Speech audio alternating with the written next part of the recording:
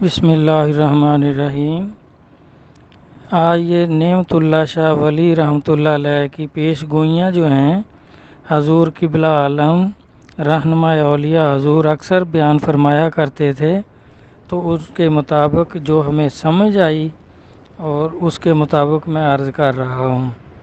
ویسے انہوں نے تو بہت عرصہ پہلے سے شروع کی ہیں، سرکار قبلہ ہندوستان سے شروع کر کے اکثر سنایا کرتے تھے کہ ہندوستان جو ہے 2 حصوں میں کھلا تقسیم ہو جائے گا، اور یعنی جیسے پاکستان بن گیا ایک حصہ اور باقی رہ گیا ہندوستان، اور ہندو پاک پر، ہندوستان پر بھی اور پاکستان پر بھی بے تاج بادشاہی کریں گے، نہ جانتے ہوئے بھی اپنے فرمان جاری کریں گے جو سمجھ سے باہر ہوں گے، رشوت لیں گے پھر بھی کام نہیں کریں گے، جان بوجھ کر غفلت کریں گے، شاہی احکام کو بدل دیا کریں گے، عالم بے عمل ہوں گے اور دانا لوگ ان کی کوئی بات نہیں سنے گا، نادان لوگ جو ہوں گے وہ عریاں ناچ یعنی ننگے ناچ گانوں میں دیوانہ وار مصروف ہوں گے، سرور کائنات حضور صلی اللہ علیہ وآلہ وسلم کی امت سے ایسے مجرمانہ فعل اور عاصیانہ عمل سرزد ہوں گے، اور گمراہ مفتی جو ہوں گے وہ بے جا فتوے، فضول فتوے دیا کریں گے، شریعت کے حق میں بہت بہانہ بازی کریں گے، مغالطے دیں گے، فاسق لوگ بزرگی کریں گے، اپنی قوم پر اپنی قوم پر بڑی صفائی سے ان کے بزرگ بن جایا کریں گے، اور آگے آپ فرماتے ہیں پھر اللہ تعالیٰ کا گھر جو ہے خانہ کعبہ، اس میں بھی ویرانی ظاہر ہوگی، تو اس کے آگے آپ فرماتے ہیں کہ دنیا کے عالم ظالموں کی طرح ہو جائیں گے، اپنے مکروہ چہرہ کو سر پر دستار رکھ کر سجائیں گے اور جبے کبے سے اپنے آپ کو زینت دیں گے، گویا سانوری جادوگر کے بچھڑے کو لباس کے اندر چھپا لیں گے، حلال جاتا رہے گا، حرام کی تمیز جاتی رہے گی، عورتوں کی عصمت دری، اغوا، زنا بالجبر عام ہوگا، نفرت ظاہر ہوگی، بے پردگی ہو جائے گی، یعنی عورتیں بے پردہ ہوں گی، باطن میں عصمت فروش، بظاہر معصوم نظر آئیں گی، اکثر لوگوں میں بے شرمی اور بے حیائی کی زیادتی ہوگی، قاضی لوگوں کو تو جہالت کی مسند پر دیکھے گا، بڑے بڑے علم والے لوگ بہانہ سے لوگوں سے رشوت لیں گے، جس طرح کہتے ہیں میرا بڑا اثر ہے، پیسے دو آپ کا یہ کام عدالت سے کروا دوں گا، فلاں وزیر سے کروا دوں گا، تو اس طرح بڑے بڑے جو قاضی لوگ بنے ہوئے ہیں، علماء ہیں، وہ رشوت لیتے ہیں لوگوں سے، بھلے کام کرنے کی نصیحت دنیا میں چھپ جائے گی، تو دیکھے گا فریب اور افسوس سازی، گناہ گاری، اس کا نام نظام حکومت قرار دیں گے، مشرق اور مغرب میں چاروں طرف ریاکاری رواج پا جائے گی، عام و خاص لوگوں کے لیے فسق و فجور یعنی گناہ جو ہوگا ان کو منظور خاطر ہوگا، پسند ہوگا، تو اس وقت کسی کو اہل حق نہ دیکھے گا، چور اور ڈاکوؤں کے سر پر دستار رکھیں گے، ان کو سردار مانیں گے، بادشاہ مانیں گے، جیسے زرداری اور نواز شریف وغیرہ کو لوگ کرتے ہیں، جھوٹ اور ریاکاری، غیبت و فسق و فجور کی زیادتی ہوگی، قتل، زنا اور اغلام بازی جگہ جگہ ظاہر ہوگی، عیسائیوں جیسا رسم و رواج ہر جگہ رائج ہوگا، بدعت رواج پا جائے گی، سنت پیغمبری غائب ہوگی۔ یہ نعمت اللہ شاہ ولی کی جو ایک رسالہ ہے اس کے 44 صفحے پر ہے، یہ باقی بھی اس کے صفحات پر ہے۔ بابا جی قبلہ عالم سرکار رہنما اولیاء حضور جیسے مفصل بیان فرماتے تھے، میں اس کو تھوڑا مختصر کر کے عرض کر رہا ہوں، تو جس نے دیکھنا ہو تو اس کتاب سے دیکھ سکتا ہے۔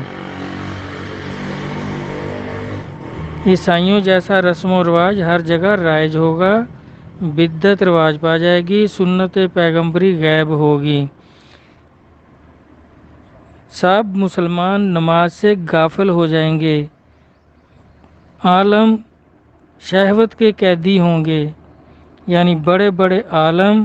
اقلام بازی اور زنا کے مرتکب ہوں گے۔ اچانک مسلمانوں کو ایک ظاہر شور سنائی دے گا، کافروں کے ساتھ ایک دلیرانہ جنگ لڑیں گے، وہ یعنی ہندوستان کے ساتھ جنگ لڑیں گے۔ تو اس میں آگے آپ فرماتے ہیں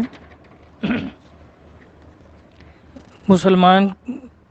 وہ جو جنگ لڑے گا اس میں فتح ہو جائے گی، تو مسلمان اپنی نادانی کی وجہ سے اپنے اس صدر کو اپنی صفاحت سے یعنی منافقت سے اس کو اتار دیں گے۔ تو آگے اب اس سے کیا ہوگا؟ اللہ تعالیٰ ناراض ہوں گے، مسلمانوں کو بہت خسارہ ہوگا، اور جو عقل مند ہوں گے اپنے خون کا جگر کا خون پی کر رہ جائیں گے، لیکن کر کچھ نہیں سکیں گے۔ ایک بہت بڑا قہر آئے گا جو سزا کے لیے سزاوار ہوگا، آخر کار ذات باری تعالیٰ ایک حکم میں قاتلانہ جاری کر دیں گے، مسلمانوں کی جان جائیداد کی طرح سستی ہوگی، گہرے سمندر کی طرح مسلمانوں کا خون رواں ہوگا، ایک بہت بڑا شہر بہت بڑی قتل گاہ بنے گا، گھر گھر کربلا ہوگی، سینکڑوں لوگ مارے جائیں گے۔ یہ یعنی بابا جی قبلہ عالم سرکار رہنما اولیاء حضور فرماتے تھے کہ یہ ڈھاکہ جو مشرقی پاکستان جو جدا ہوا بنگلہ دیش بنا، تو ڈھاکہ شہر جو تھا اس میں یہ سارا سین جو تھا وہ اس طرح ظاہر ہوا۔ مسلمانوں کا رہبر پردہ میں کافروں کا دوست ہوگا، اپنے فاجرانہ اقرار سے انہیں امداد دے گا۔ تو یہ اس طرح مسلمانوں میں ہمیشہ ہوتا رہا ہے کہ کئی مسلمان لیڈر جو ہوتے ہیں وہ منافقت سے دشمنوں کا ساتھ دیتے رہتے ہیں۔ مسلمانوں کا راہ پردے میں دوست ہوگا کافروں کا۔ اس کے بارے میں سیاستدان کہتے ہیں کہ یہ بھٹو صاحب تھے، کیونکہ وہ وہاں گئے اور جنگ بند کرانے کے لیے وہ اسمبلی میں گئے ہی نہیں۔ تو چلو اس کا ہمیں سیاست سے ہمارا کوئی تعلق نہیں ہے، جو بھی تھا۔ اپنی امداد کے لیے یعنی مسلمانوں کی امداد کے لیے مغربی پاکستان کے مسلمانوں پر ذات باری تعالیٰ کا فضل ظاہر ہوگا، ان کے ہاتھ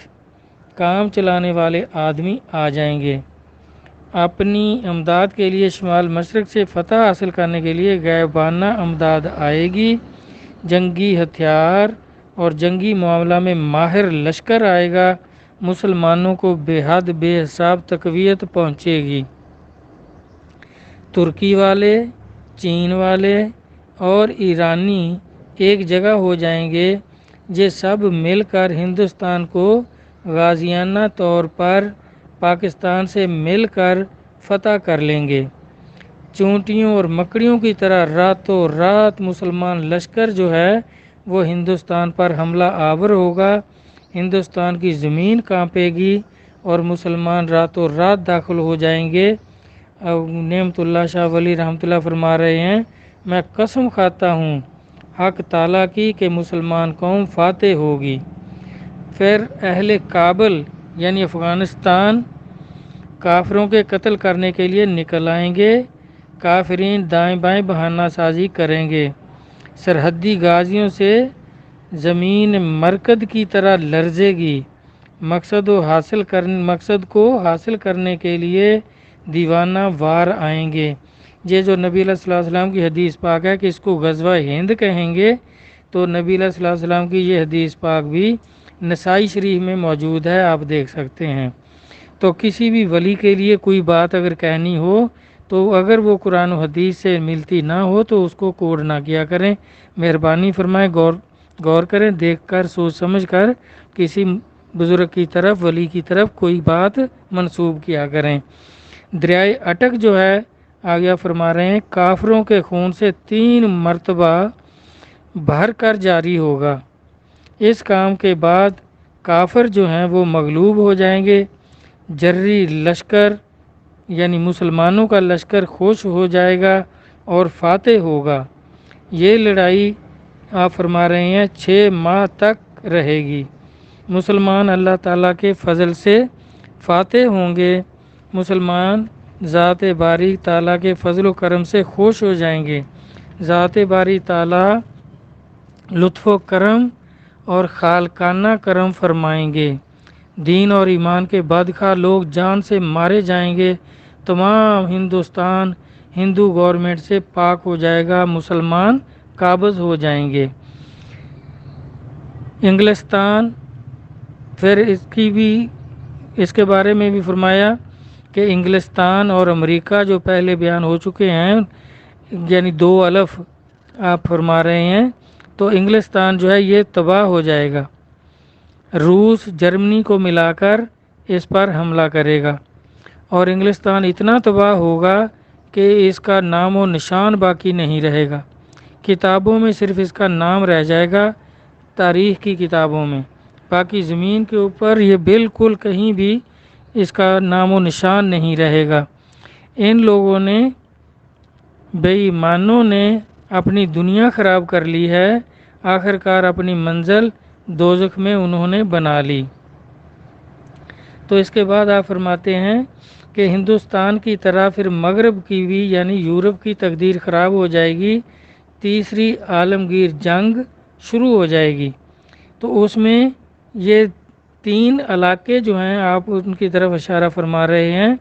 کہ پہلے ہندوستان برباد ہو جائے گا، اس کا نام بھی ہندوستان نہیں رہے گا، مسلمان اس کا نام کچھ اور رکھ لیں گے۔ اس کے بعد انگلستان یعنی انگلینڈ برباد ہوگا، اس کا نام بھی کتابوں میں رہ جائے گا، زمین کے اوپر اس کا نشان باقی نہیں ہوگا۔ اس کے بعد یہ پھر عرب پہ بھی اس کا اثر ہوگا، تو یہ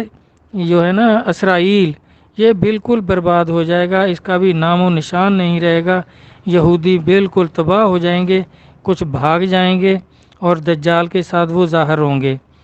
اس طرح پھر آگے آپ فرماتے ہیں کہ جال حق و زحق الباطل ان الباطل کانا زہوقا والا سال آ جائے گا، امام مہدی علیہ السلام کے مہدیانہ ہدایت والے عروج پکڑیں گے، اچانک حج کے ایام میں امام مہدی علیہ السلام ظاہر ہوں گے، ان کے ظاہر ہونے والی یہ شہرت ساری دنیا میں مشہور ہو جائے گی اور ساری دنیا کے مسلمان خوش ہو جائیں گے، امام صاحب کے ساتھ ہوں گے، کیونکہ یہ امام صاحب کا تعلق ساری امت سے ہے، کسی ایک گروہ یا فرقے سے نہیں، تو وہ ساری دنیا کے مسلمان حوصلے میں ہو جائیں گے، دلیر ہو جائیں گے۔ اس کے بعد کیا ہوگا؟ اصفہان شہر سے دجال کافر ظاہر ہوگا، عیسیٰ علیہ السلام اس کو قتل کرنے کے لیے آسمان سے تشریف لے آئیں گے، تو آتے ہی وہ امام صاحب سے پوچھیں گے کہ وہ کدھر ہے بھئی دجال،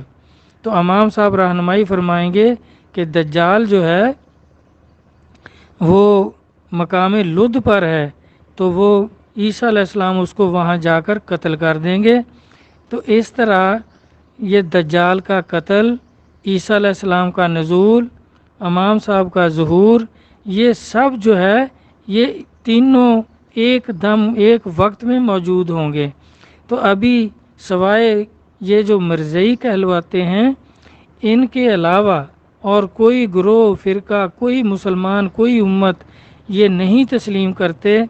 اور وہ حق پر ہیں، وہ نہیں تسلیم کرتے کہ امام صاحب کا ظہور ہو گیا ہے یا عیسیٰ علیہ السلام کا نزول ہو گیا ہے یا دجال ظاہر ہو گیا ہے، جو کہتے ہیں کہ امام صاحب ہو چکے ہیں، تو پھر وہ عیسیٰ علیہ السلام کی بھی نشاندہی کر دیں، کیونکہ وہ تو جب عیسیٰ علیہ السلام فوت ہوں گے 40 سال حکومت کرنے کے بعد، تو